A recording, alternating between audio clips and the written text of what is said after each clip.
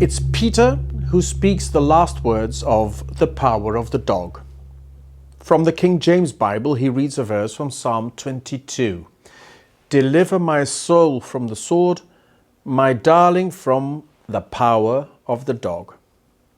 A Western with a biblical title. Only in this final scene of the movie, I got the picture. Up to the last moment, I'd been wondering what I was watching. First, it looked like your typical Western. Then it seemed to become a socio-psychological drama. But then it moved into the direction of a relational coming-of-age movie. The verse from Psalm 22, the final words of the movie, opened my eyes and made me aware of a storyline I hadn't noticed before. Of course, it could be me. But I'm telling you anyway, more than any other screensaver, this episode contains spoiler material for those who haven't seen the movie yet. Just to be clear, I should have known. The first words of the movie were clear on what was about to happen.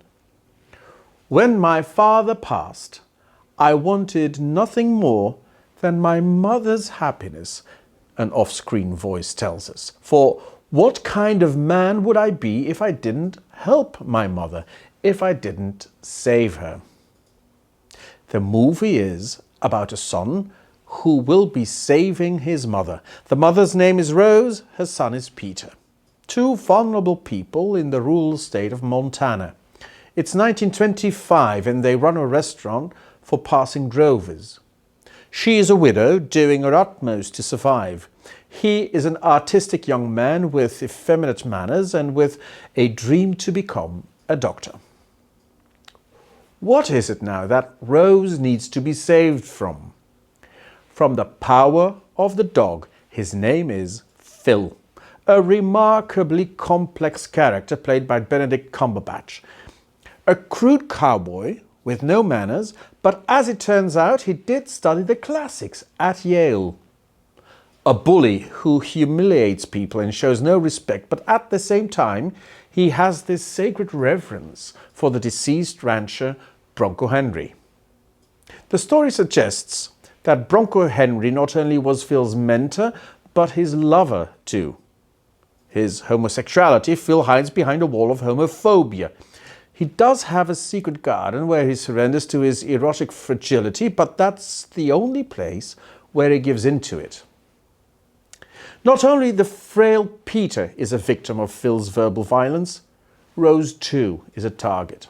All the more so when Rose marries Phil's kind-hearted brother. Phil is convinced that the only thing she wants out of the marriage is their family's money. Attempting to harm her, he not only turns to verbal abuse. In a sneaky way, he uses music to undermine her completely. Rose allegedly plays the piano. True, she knows some tunes, enough to impress people who know nothing about music, but she's very aware of her limited abilities, and that's why she doesn't want to play in front of people. When the governor and his wife will be visiting the ranch, she feels the pressure to play for them, though. Phil knows about music. We've seen him play the banjo on several occasions. He is the only one who understands how uncomfortable Rose must be feeling. As she's practicing, unsuccessfully, we must admit, to play the Radetzky March, Phil takes over with his banjo, playing it with such bravado that she's completely blown away. The scene is wonderfully directed. Phil is standing literally a level higher in the house, looking down on Rose, crushing whatever was left of her self-confidence. The dynamics are subtle, but in our day and age, we would call this unacceptable behavior. Phil's intimidations put Rose completely out of balance. Throughout the film, we witness her downfall, slowly but surely, as she turns to alcohol and loses her grip on things. Her son Peter realizes what is happening, and we already know how he understands his role vis-à-vis his mother. What kind of man would I be if I didn't help my mother, if I didn't save her? We heard him say. How can an effeminate bookworm as Peter silence a brutal dog as Phil? In hindsight, that's the story of the power of the dog. How Peter gets rid of Phil in a slow but clever process. But as I told you already, I didn't get that the first time. We do discover early on, though, that Peter is not a faint-hearted person. When he catches a rabbit, he gives it to his mother as a pet. Cute. But a couple of scenes later, our medical student is performing a dissection on the poor animal, just like that. And when a second little rabbit appears in the movie, he breaks its neck without blinking an eye. Still, you don't quite believe him when he tells Phil about his father's fear that Peter would grow up to be too tough a man, not kind enough. Phil, for one, looks bewildered when he hears this, but he should have taken it seriously, because even at that particular moment, Peter was in the process of entangling Phil in his deadly nets.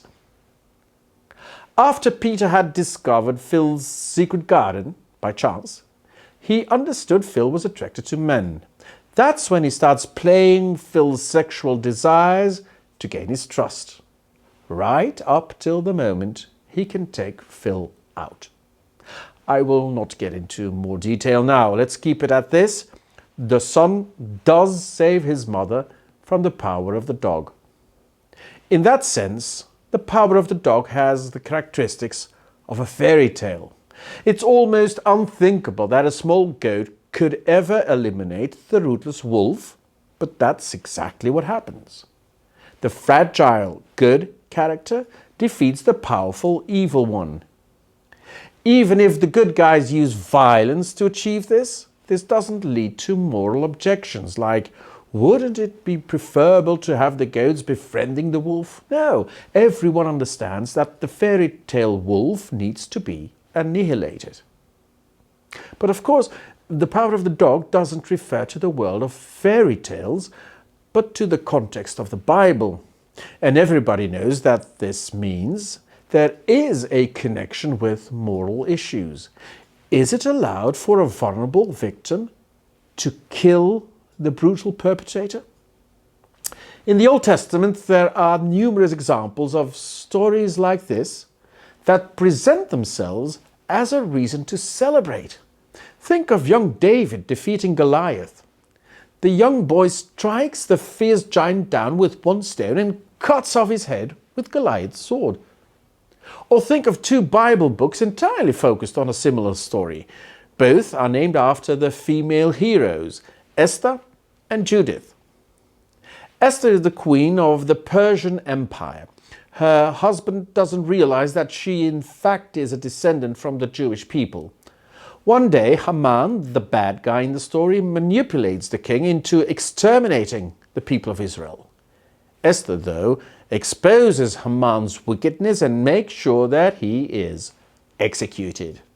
Another brutal dog down. Even more spectacular is the story of Judith. Holofernes, the commander of the invincible Assyrians, is besieging the city of Betula. All inhabitants fear for their lives. The wealthy widow Judith, her name means Jewish lady, works her way into the hostile camp and seduces the ruthless commander. Completely blinded by Judith's attractive looks, Holofernes surrenders to a sumptuous dinner party with her, and when he sleeps, she takes his sword and with 2 blows she cuts off his head. This dog's death is the end of the siege. David, Esther and Judith, they all like Peter in the power of the dog.